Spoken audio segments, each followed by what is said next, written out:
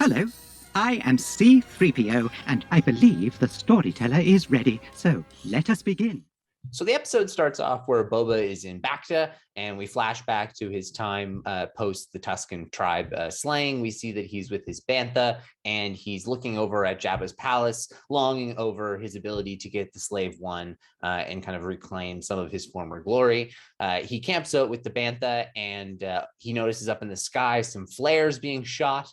We're able to draw this back to season 1 of The Mandalorian, where Din and Toro Calihan use flares to distract Fennec Shand, because we then see Boba going to find near dead Fennec Shand, who Toro Calihan had shot to go put in the bounty on Din and Grogu. And so Boba then takes Fennec to a mod parlor. In the mod parlor, they fix her with cybernetics. Then Fennec wakes up with Boba around the campfire. They have a bit of a conversation about crime and not wanting to work for idiots, and they essentially are going to go camp out and look over Jabba's palace. They come to an agreement to her freedom in exchange for helping him get back to Slave One. They sneak in after scouting the place out. They take out some servant droids, and then they go full force against a bunch of Bib Fortuna's guards. Boba gets in the Slave One, does a pretty crappy job of trying to get out of the garage while Fennec kicks an extraordinary amount of ass. It's absolutely incredible. She is the star of that scene by a landslide. They escape in Slave One, and the first thing he's going to go do is pay a little visit to the Kintan Striders, that Nikto speeder bike gang. And in the Slave One versus their speeder bikes, it is shooting fish in a barrel. He takes all of them out, and then they go and visit the Sarlacc pit, which Boba does. He gets a little too close for comfort once again, and the Sarlacc attaches right onto Slave One. But Fennec once again comes to the rescue, releases a seismic charge that goes into the gut of the Sarlacc and creates a giant wake and kills the Sarlacc for good. Boba is still unable to find his armor, but Fennec agrees to go with him. We now travel back into our modern timeline. Boba leaves the Bacta tank, and as he leaves the Bacta tank, we learn that he has now completed his entire healing regimen that he has been on. Boba then goes on a patrol of the streets.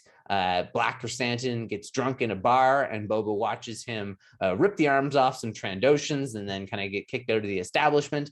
And then Boba offers him a job because he realizes that's some seriously wasted muscle, and I could use somebody like that. Then from that point on, because this is a fairly long episode, Boba has the crime families over. They all sit around a dinner table, and Boba offers a proposal that, hey, please don't side with the Pikes. If you agree to remain neutral, I will reclaim my territory the same way that Jabba ruled, and that no longer will the Pikes and their spice trade be kind of infringing on my turf. Just please stay neutral. They agree, and then we get the notion of, but we need some more muscle. Mm-hmm. Dun, dun, dun, dun, dun, dun, dun, dun. And then the Mando's theme plays in. So yeah, that was supposed to be this like tremendous theme. I think that is I think employing too much of a filmic device in relation to what the show has done like cinematically so far. Does that make sense? Like they're supposed to be dropping this tremendous piece of information via scoring, which happens in movies, although not really a ton in Star Wars. Yes, characters have theme music. And that's what they're doing here. They're basically saying, next time you see our guy, you're probably going to see your other guy too. And that'd be really exciting. And that makes sense because this is the episode of Boba Fett that is so far most critical to the overarching Star Wars television universe, because it's the one that plays the most with what we've already seen. And so I see what you mean.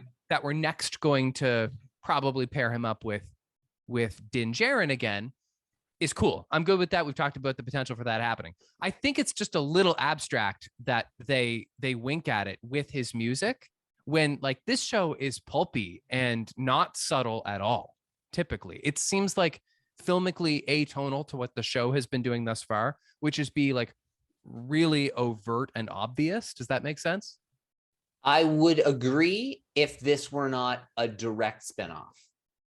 Sure. This is a direct spinoff. You don't watch the show unless you watch The Mandalorian, because you either know about this show because of The Mandalorian, or you watch The Mandalorian thinking it was a Boba Fett show in the first place. You don't watch the Book of Boba Fett because you were a big fan of Boba Fett and you decided not to watch The Mandalorian. Everyone that could have been hooked by the Book of Boba Fett had already been hooked by The Mandalorian. Right. And thus, but I believe that hook, I don't think it was that subtle. And I think the major flaw is that this show does not feel appropriate for the week-to-week model. It seems like such a bingeable product. And that is something that I think is off. I see what you're saying, but I think also that as good as the scoring is for both shows, frankly, they're both Ludwig scores. And yes, the Mando theme is like a better piece of music than the Boba theme. There's no question. But neither one of those songs is yet the Imperial March, for example. And so hearing it doesn't necessarily send a message to the masses quite the same as it would otherwise. I think you make a good point about how these two shows are brothers. Like they're two alike pieces of content in the way nothing else has been. But I'm not sure everybody really knows the difference. They might hear that piece of music and go, that's familiar. I must hear that in this show from time to time. Maybe it's semantical. And I think that's okay then. If Din shows up as a bit of a surprise next week, I don't think it's just going to be the Razor Crest pops into screen and then he it won't be the Razor Crest because the timeline. That'll be interesting how he's introduced in the first place. That's something I haven't really thought about specifically, but I don't foresee it being something this entire show has been telling us the story of things that we already know what happened. Right. And so I don't foresee Din just popping up. And so I think this is a subtle nod maybe to some people and beat over the head to some people. So it doesn't really have a bit of an issue with that for me. I really do think people will pick that up because it is so, I don't know. It's not the Imperial March, but it is one of the most recognizable pieces of music. It's good. I mean, along with Rey's theme, I don't think there's been a more recognizable piece of music in Star Wars since Duel of the Fates. Part of that is because you've heard it a lot. You get to hear it like 20 times in watching the first two seasons of Absolutely. Yeah. Well, not even 20, like 100 times, considering how much they play it during the episodes. Every time he does something cool, they play the Mando theme. But actually, one thing I did wanted to say is I feel bad for not knowing their name. I did know it, but it slips my mind. It's actually some of the music is done by Ludwig, but he's not the scorer actually. Okay. So I'm just going to do a quick Book of Boba Fett score. You know, obviously, it's going to be exciting to see Mando in the show, and we had talked before about how the scuttlebutt was that the season would probably serve as a sort of quasi sequel as well as a spinoff, that it would sort of be like a Mando season 2.5. And so I guess it is about time we got there. Like one of the criticisms I have for the Book of Boba Fett so far is that it could at least be one episode shorter based on what we've seen so far. That was my issue with the end of the first 3 episodes. Gee, I wish all of this took place in 2 episodes. And I still kind of feel after having seen 4 that it could have been 3 episodes because they're fatty. And if just now we're going to get to act 2 of the season, or maybe it's just like the final act of the season, and we're leaving the back to tank behind and we're swapping it in for this character we already know and love, that's good. But enough time has gone by that I'm starting to feel a little stiff or sour about certain aspects of the show. And I want to maintain a good attitude. I know you listened to me talking about the Book of Boba Fett on my other podcast, and my attitude about it was different than how I've been on this particular show. I like to be really positive about Star Wars and Recorder 66, but I also want to be honest. And thus far, my main criticism is that it's really fatty. And I like Tamura Morrison. I do not know if he is a leading man. Granted, I think he's doing his best, and they kind of have their hands tied because they cast him like 20 years ago for a smaller role to play a clone. Yeah. And I just think everybody could be a little better. I think like Fennec is really cool. You're right. She had like some highlights in this particular episode. I've been waiting too long to see those. She doesn't really have a whole lot of personality besides just being indebted to Boba Fett. Although we learned in this episode, it's not so simple as that. Actually, they're kind of just like pals now, which I like developmentally. I do have that right? Like we kind of thought that she was still in debt to him, and that's why she was working with him in Jabba's palace. But actually, this kind of changed our POV. Yeah, they're not really. That's not the case. She's just hanging around because she is, and everybody keeps referring to it, and it's correct. She's his consigliere. Yeah, and so she does all of the dirty She's work. Robert Duvall for sure. Yeah. And there's one moment, I don't know if you caught it. Did you catch the pure Godfather moment during the dinner table scene?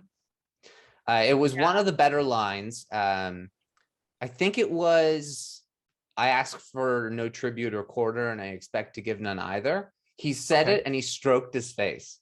Oh, nice. He did it just a little one, but he just said, like his fingernails. But also just think of the way that he talks too. It's that gruff and like, I ask for no. So it's still like he's doing kind of his own little. It's so great. That's great. That's a good acting choice. Did you notice also that in that scene, this might be nothing, but it stands out to me, that Fennec referred to him as Boba Fett?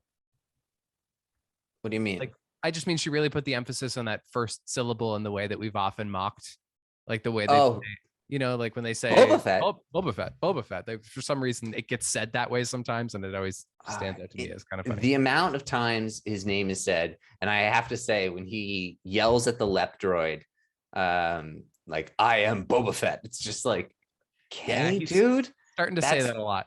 Yeah, like you don't need to say it to a little droid as like, this is my big threat, me, Boba Fett. No, and some of that stuff strikes me as corny. Of course, we talked last week about Timo Supremo or whatever they're called, the little Power Ranger guys. And like, I kind of want to call them that though from now on, though. Broadly reviled. Everybody, including yours truly, really, really hates those little moped kids. And I hate the mopeds, not the kids. I don't hate all the kids, but generally speaking, I think they looked bad. And then they're not in this episode because this one is at least 2/3 flashback. And part of that flashback, we do see some more kids before he takes Fennec into the little underground emergency room. And not for nothing, but like Robert Rodriguez did direct Spy Kids, and like some of these teenagers look like Spy Kids. Oh, like no, Colin, you did that glass shatter moment where you think you didn't see something, you didn't have a problem with something, and now you will always forever have a small problem with it. Yeah, they were very Spy Kidsy. You're totally right. Like their little goggles and stuff. And if the mopeds weren't in this episode, the dude who does little pirate surgeries was, and I hated him, and I hated that scene. I hated the techno rock and roll scoring. The dialogue was shitty. Like everything about Inspector Gadgetifying Fennec Shand was so stupid to me in this episode.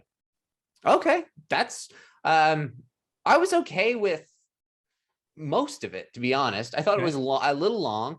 I thought it was a little corny. The number of hand tools that were on the single arm thing, but at the same time, I would view it. I think I'd be less critical if it was a droid. And the point is that they're part droid a little bit.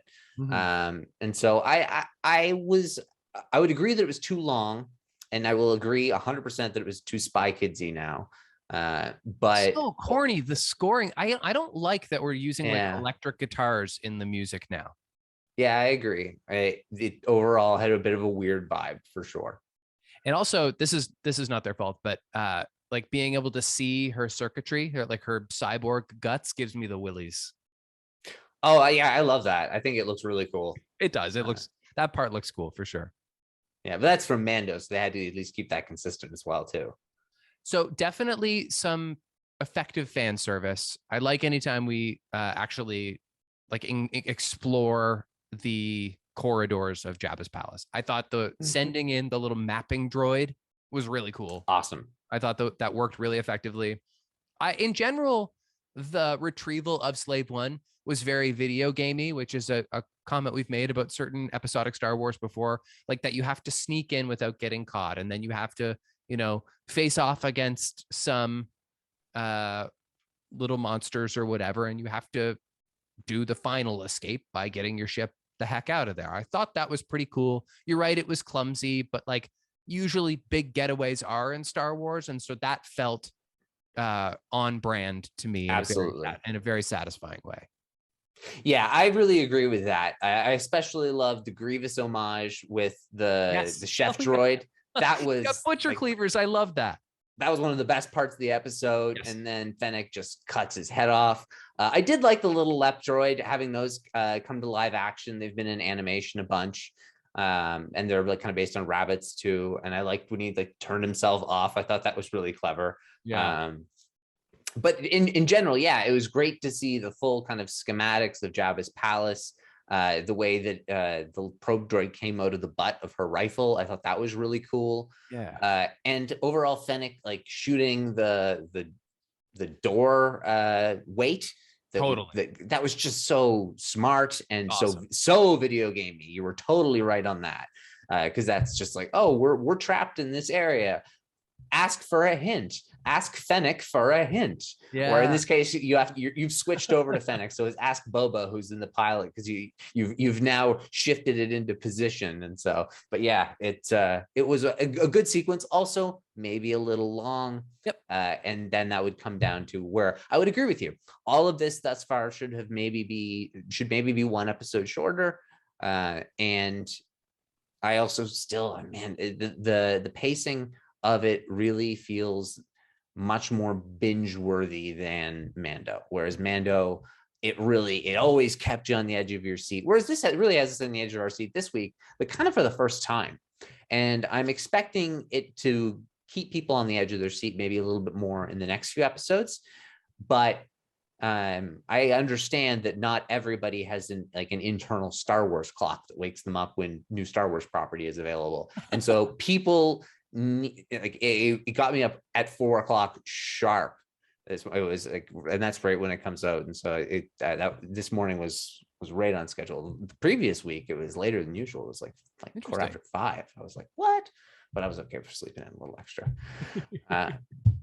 But in general, I know people need kind of, if you're going for a show that is really tight, not too many episodes, and you're trying to get a new audience in, you're trying to broaden things out, I really think you need to have that consistent hook, and retracing these steps is great, but maybe, and I don't know, but maybe it could have been an episode shorter. I think there's a little bit of fat, because like we know Boba and we're learning a lot about him, but we've not learned enough for 4 episodes that we didn't already know after episode 2.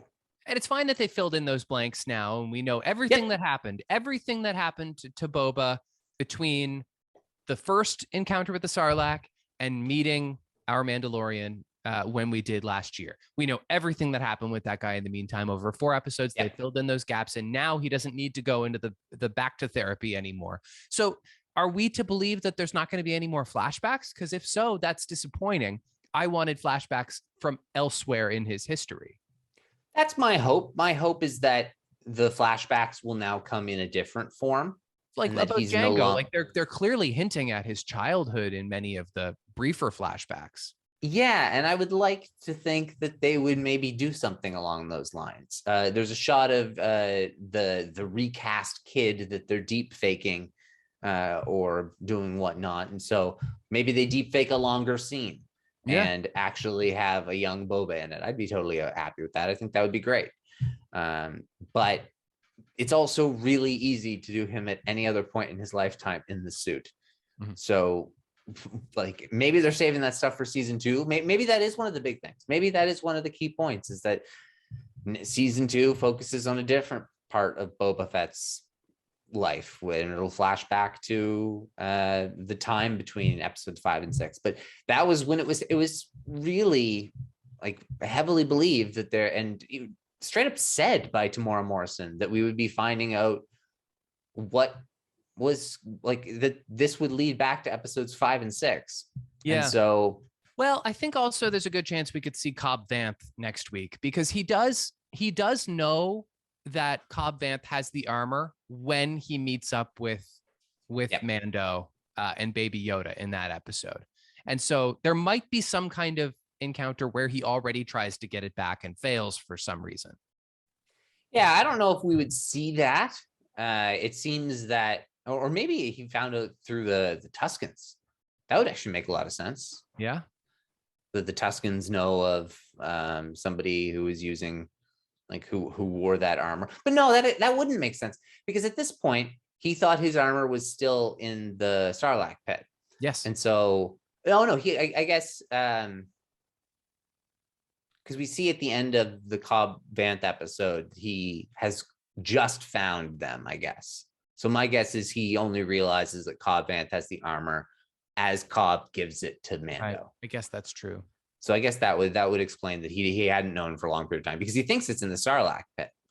Yeah, and that's a natural segue. So when he leaves with the slave one, we get a moment that's actually really gratifying, because one thing we've been complaining about a little bit is that he hasn't quite been ruthless enough. This season, he's pretty ruthless when he meets up with those bikers. He just like takes them out. Payback. Giddily with payback, and then he goes to the Sarlacc, which is pretty cool. Like, I mean, it's so completely insane in a characteristic way that he would like spelunk back down into the Sarlacc. Yeah. You'd think he'd have a little more PTSD about that. Yeah, probably so.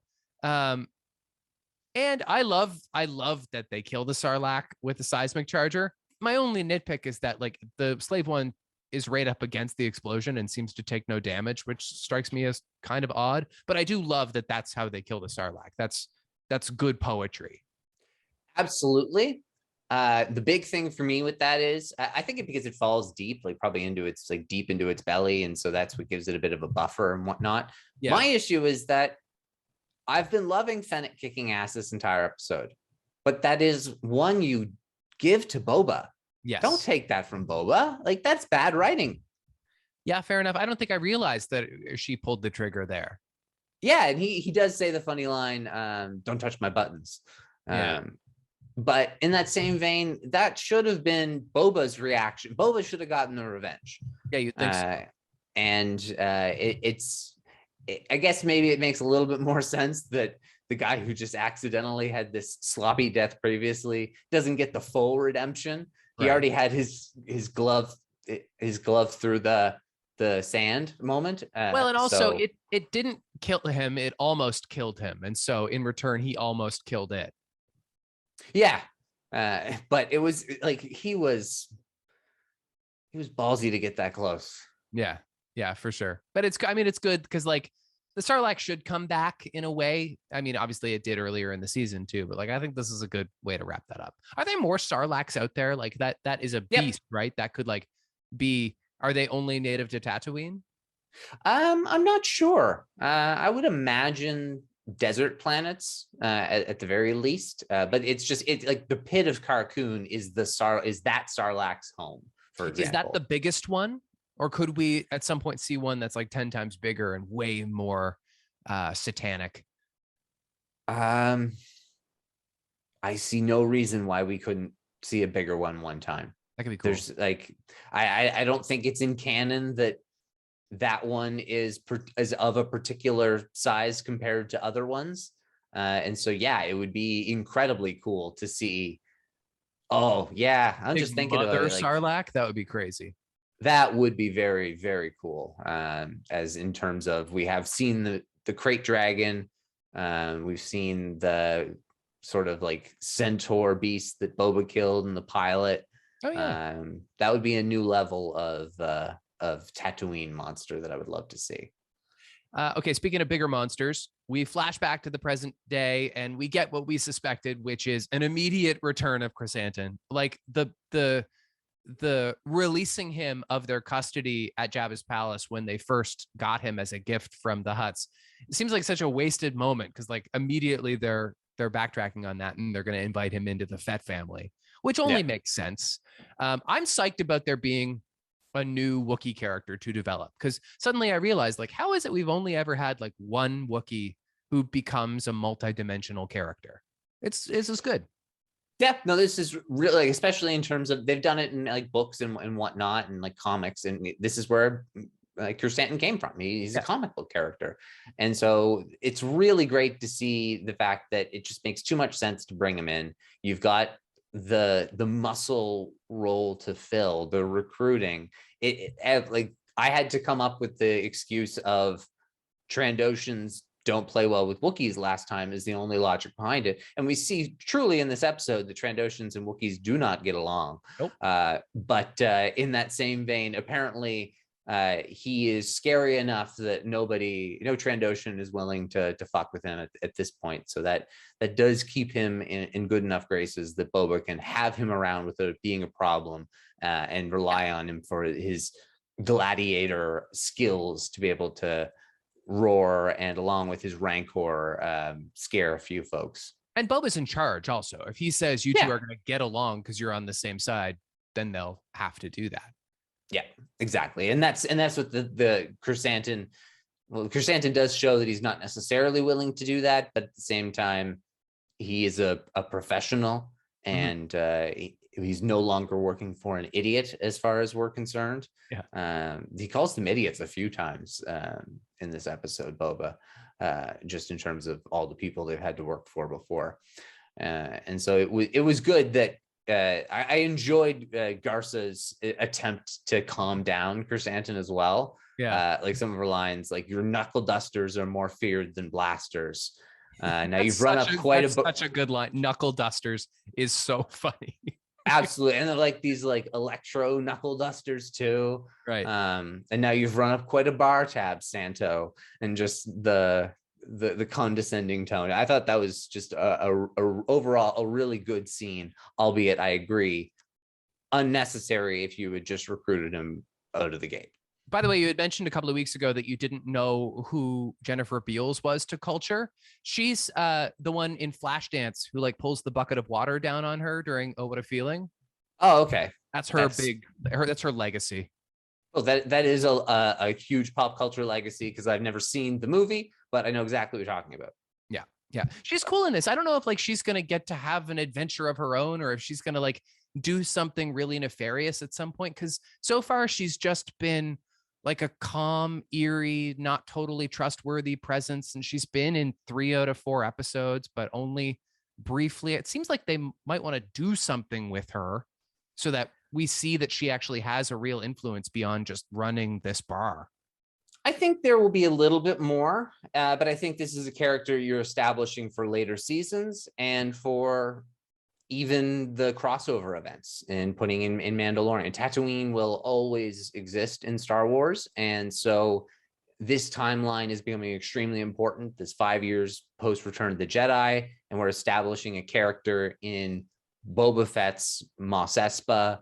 I think this is a foundational character, and maybe won't play as big a role this season as she maybe could in future seasons. I think this is somebody who's signed on for the long haul, in terms of, I just get a vibe that she's a good character and feels like she's been around Star Wars forever, the same way a character like Queel did, who was just like fit in right out of the gate with Mandalorian, this kind of side character that's always around. I mean, Queel dies in season 1, so let's hope that doesn't happen here. But somebody that's just like, oh yeah, that fits perfectly and is extremely 70s 80s Star Wars, in terms of casting and everything above. So we got a total break from the mayor storyline. So the mayor's major domo didn't make an appearance and he wasn't missed. I guess that he's trying to like flesh out his Fett family means that I mean, obviously the mayor is going to play a role in the second act of this season, no question. Are you satisfied with that meeting scene? You kind of briefly touched on it with your Godfather reference. We've been talking about how that scene in particular is kind of exciting, if only because it was one of the more striking images from that original trailer for the Book of Boba Fett. are we set up now for him to really be in charge and have community respect? Do you think that he's made some progress in Mos Espa? Some, but not a ton. Yeah. He wasn't super commanding. I think he will eventually command respect atop his rancor, I'm sure. But there's something, there was definitely something missing from that meeting. He got his second choice. He got them to agree to his plan B, not to his plan A, which is okay. He's and gonna so have to that's show them his badassery. I think he's really, or like he's gonna have to save their asses, or it's like something's gonna have to happen where like they actually see this guy's the real deal. The Pikes need to make a move. Yeah. And at that same time, Boba is striking, and in the end, the Trandoshans and the Aqualish and the Klatooians, they're all indebted to Boba and anoint him their daimyo as well. And so I'm sure there's going to be some moment where he earns their reason to collaborate with him and no longer just rely on the fact that they get paid from some of the spice trade that the Pikes are doing. It does have a couple of those good lines of, though, why speak of conflict when cooperation can make us all rich. That was one of my favorite lines from the trailer, so I was happy to see that in context. Yeah, any more lines, any other bits of dialogue that you thought stood out? It was a chattier episode than the others have been thus far, if only because it was the longest episode so far. Yeah, and that was why I was just in terms of, because we try and do these the day of, I didn't get as many times to watch it, so I didn't write down a ton of dialogue, but I did like the with time you start to crave it when he was talking about the black melons. I thought that was really kind of just an interesting line when he was talking to Fennec about their water supply and just about I don't know, the way he said it, it really made it feel like, oh, he's lived as a Tuscan. Is that how we're referring to those weird little shells they uproot from the dirt, black melons?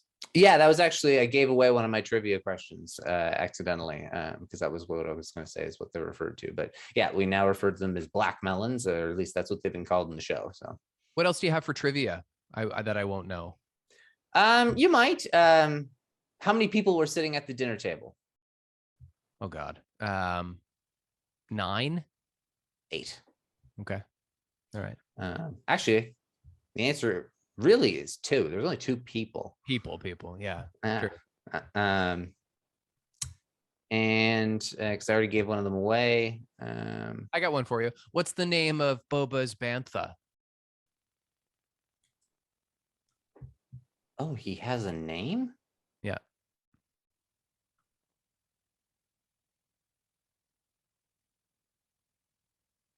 He calls was him, it? He calls Buddy? him, no, he calls him Hoko. Hoko? Or it could be Hogo. I wasn't sure. Oh, I totally missed that. It was in that opening scene when we see him and he comes back to the bantha and he's like, "Let's go, Hoko." Oh, I totally missed that. That's awesome. Yeah, by the way, not super impressed with the bantha's tongue. He's very Woody the Talking Christmas Tree. Like the effects of up close bantha mouth, not convincing. I don't know. It worked for me. No, not me. No. It's Star Warsy. Those are my only thoughts and observations about this episode. Again, like most of the episodes, there's some things I thought really worked and some things I thought really didn't. But you know, it's no The Mandalorian for me, that's for sure. But I didn't need for it to be emotionally, and so it's just kind of an interesting case study in what we do with round 2. Obviously, there's some other Star Wars shows coming out in this calendar year that I have more emotional stock in, and so absolutely, I guess we'll see as it goes. And I still have faith in the way this season will play out. We've got 3 left, right? Yeah, 3 left. I think it's really going to pick up pace from here. It seems like Din will probably be in the next episode. Dave Filoni wrote episode 6, so there's going to be something interesting about that one, I'm sure. Yep. But yeah, overall, it was a good episode, and I'm satisfied with the series thus far. But I would agree with you. Yeah, it's no Mandalorian, and still none of these episodes would crack the top 10 in my favorite live action television shows, but I'm also still really enjoying it. And this one was a fun episode. This one was more fun than a lot of them have been, because a lot of them have been pretty dark and depressing thus far. Whereas this one was a bit more of an adventurous romp, whereas they're taking out the clearly bad guys and the beasts, and they're doing spy mission. It's fun Star Wars, and it's not trying to be anything else, and so it's easy to kind of fall back. Whereas even in some of those episodes of Mandalorian, where it was just kind of where it's fun Star Wars, you have a different sort of expectation as well, and so I was able to certainly enjoy watching this episode. Well, and even with the Mandalorian, as soon as they introduce Grogu, suddenly it has this incredible amount of consequence on the galaxy far, far away. And suddenly it becomes a really big story that relates to all of this lore and canon that you've collected over the last 4.5 decades. But the Book of Boba Fett actually doesn't have a lot of baggage, even though he's a character who was created almost that many years ago too. And I keep using the phrase small potatoes to describe this show as if it's a pejorative. It's actually kind of nice that it's free from any of the consequence or owing itself to the rest of the galaxy. You just kind of get to create the story about one guy and his personal journey, largely in one place, and hopefully he achieves some kind of transcendence or redemption, and you root for him because you always thought he was a badass. But like, we're not telling a Force story. We're not telling a hero's journey or like a prophecy story or a save the galaxy story. We're not even telling an ultimate good versus bad story. We're just telling about a guy, and it's kind of nice to experience that in Star Wars. I would totally agree. However, as you were talking, all it got me thinking about was the fact that these are creating a connected universe. And it got me thinking about, as much as everything you're saying is true, it's not what we were told. Yeah. And Mando season 2.5, like we just talked about, it makes me think that in the next 3 episodes, we're going to get good versus evil, and we're going to get something galaxy-wide impact, and we're going to get something that plays into significantly larger stakes. I think we're going to get the reverse order of Mando season 1, where we get our Grogu moment at the last second, as opposed to at the last second of episode 1. I'm okay with that too. Don't get me wrong. I want absolutely big moments. I'm just trying to justify why this is tonally different. No, absolutely. But it makes me, and it totally has been. And I think that could be a real win for the show, at being so tonally different. But then you realize at the end of season 1, all these things actually end up happening. So under those circumstances, it would mean that the Pikes would need to have potentially involvement with, like, is Thrawn working with the Pikes? Wow, that'd be cool. That'd be a big deal, because we know that Thrawn is connected to the Mando universe now. Yeah, this is supposed to connect to the Ahsoka show as well. Right. And what would have been Rangers of the New Republic, and so the First Order. And so are the Pikes maybe working with the First Order in terms of like trying to take down like Boba is filling a power vacuum. There's other power vacuums in the galaxy. That's something we've been talking about. Thrawn is potentially going to be filling a power vacuum. First Order could be filling we know fills a power vacuum. Boba is filling a power vacuum. And so how is that going to impact a broader scale than just Mos Espa? I wonder if we will find that out in the next 3 episodes, or maybe that is something that is saved for season 2. Maybe what they just meant by Mando season 2.5 is the fact that Mando is in it, and Boba and Fennec are also in it, and they were also in the other show. I love whenever you say, I agree with everything you just said, and then there's an ellipses, because some kind of crazy theory has been bubbling.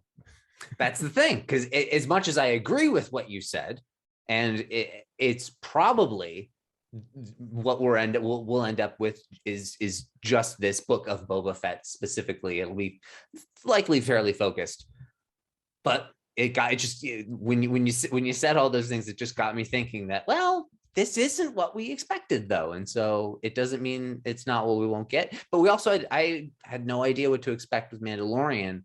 And I think we were also like even pleasantly surprised beyond what we could have expected. And with this show, we maybe had the Mandalorian expectation, even if we didn't want to give it that expectation level. It was there because this is a spinoff. It's impossible to not have it there. So it remains to be seen, and we can't judge a book by its cover or its first 4 episodes. We have to see the final page. Is there going to be like a literal book in this at some point? Like in the end, is he going to like uncover like his father's journal or something? Like I know that's I would kind of hate that. but like I think it's kind of hokey, but like I could see them doing that in the end. Like the book of Boba Fett was never just like stylistic phraseology. And he takes off his glasses as he's really old Boba Fett, and he closes the book, and he turns to a young clone of himself and says, Omicron, what other Greek alphabet letter that they go with next for because his real name was Alpha. Yeah. And he says, what are we, some kind of suicide squad? Yeah. And it's like, credits.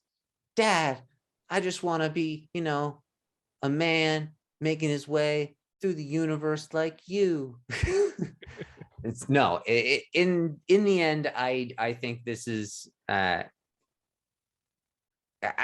still think that we may get a Godfather Part 3 final scene moment, and I would actually kind of like that. See Boba's death in this show, but that would also lead me to believe that we would be getting multiple seasons. I mean, that's by the way, like just towards the Godfather metaphor. Like you've mentioned the Godfather Part 3 a couple of times. That's also how Marlon Brando dies in the first Godfather. He just falls over and dies. There's a lack of climax to his death. But there's something well, and I guess actually maybe it's more likely that it would be more like Marlon Brando's Vito Corleone's death is because Vito's is a happy moment. He dies playing with his grandson. Yep. Whereas Michael dies alone in a chair. Yes. And so I think actually, because this is Disneyfied, it's far more likely that it's going to be the Vito one. So that's actually, you're right. It's a better comparison. It's more likely that he's going to find the family that it keeps being brought up and clearly is the missing piece in his tribe. So and yeah. Also, again, to torch the metaphor, Boba's a hero, and through the lens of the Godfather, so is Vito. Like he did horrible things, but he rose above and built an empire and a family that served him, and he won. So he, in their like twisted ethics, he deserved to die happy. Whereas Michael just like lucked into the role and became a monster from it. Yep. So he doesn't deserve to die happy, but because it's Disney, of course Boba does. Like, but yeah, like he's clearly turning in a very ethical way. He turned pretty suddenly, in fact. Well, he was different in Mando. There needed to be some explanation to that, and we've seen that he was with the Tuscans for like 5 years. Yeah. So that is not unconsequential. Well, maybe we need to do a little bit more exploring of his Mandalorian heritage, because it was such a small thing last season. He's not really Mandalorian though. He's from Camino. I know, enough so that he gets to keep that armor. Because it was his father's, and his father was a Mandalorian or a foundling. And so under those circumstances, he is a foundling too. But he also like, I swear I take no creed, or I swear allegiance to no man, or whatever his lines were for Mandalorian. That he doesn't care so much about being a Mandalorian as much as being a Fett. Why is this episode called The Gathering Storm? Because it's likely ramping up for the next 3 episodes, which are going to be a shitstorm. We're going to get, it's preparing for war. That's what it is. And he gathered chrysanthemum. We got the information that he's likely going to be adding Mando to his team. And so things like that, I think are reasonable reasons, but it's not a great title compared to some of the other ones. Any other thoughts about this episode? Not really. No. The composer for the show is Joseph Shirley. I'll say that. All right. I also I was great to see Max Rebo back again. Yeah. Oh, and my last thing to say, because there is no news really at all. I'm going to give you my master question. Spell Garfalaquox. What is Garfalaquox? I don't even recognize that. Master Garfalaquox was the lead Aqualish, who was being translated by AT8 in the supper scene. Okay, well, Garfalaquox.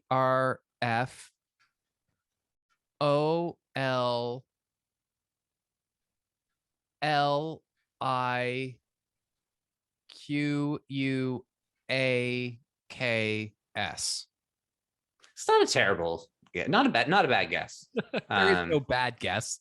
No, Anything there's not. phonetic is not a bad guess. No, absolutely. GARFALAQUOX. Oh, that is pretty good. Oh, it's an X. Yeah. Okay. All right. Yeah. Gotcha. And no news?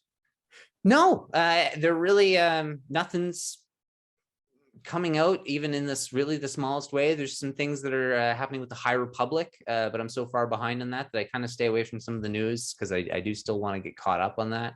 Well, we're gonna have as I'm enjoying it, but we're gonna have the end of this season in 3 weeks, and so conceivably we could have an Obi-Wan teaser in 3 weeks. I think there's a very decent chance that we will be getting that as our post-credits sort of scene at the end of the Book of Boba Fett, and we could be getting those maybe all year, little lead-ons to the next show, because we could be getting we're gonna be probably getting 4+ this year, so that's damn exciting. Yeah, it could be a teaser for Andor too. That would be cool. Yeah, I'm pretty sure Andor's coming out after. I think Andor is going to be the fall, and Obi-Wan seems like it's going to be late spring. Just seems like it's going to be late spring or summer. So hopefully that is actually the case, because that would be so bloody exciting. Okay, well, nothing in the news and nothing in birthdays either. Actually, in a bit of a birthday dry spell. So if you have any thoughts about this chapter 4 of the Book of Boba Fett, The Gathering Storm, or if you have any thoughts about Star Wars in general, you can always email us at recorder66podcast@gmail.com, or you can tweet at recorder66. Please remember to rate and review on your preferred podcast app. And if you're joining us on YouTube, be sure to like and subscribe. If you want to be caught up to where we are by next week, make sure you watch chapter 5, which comes out next Wednesday. And until we are together again, may the Force be with you.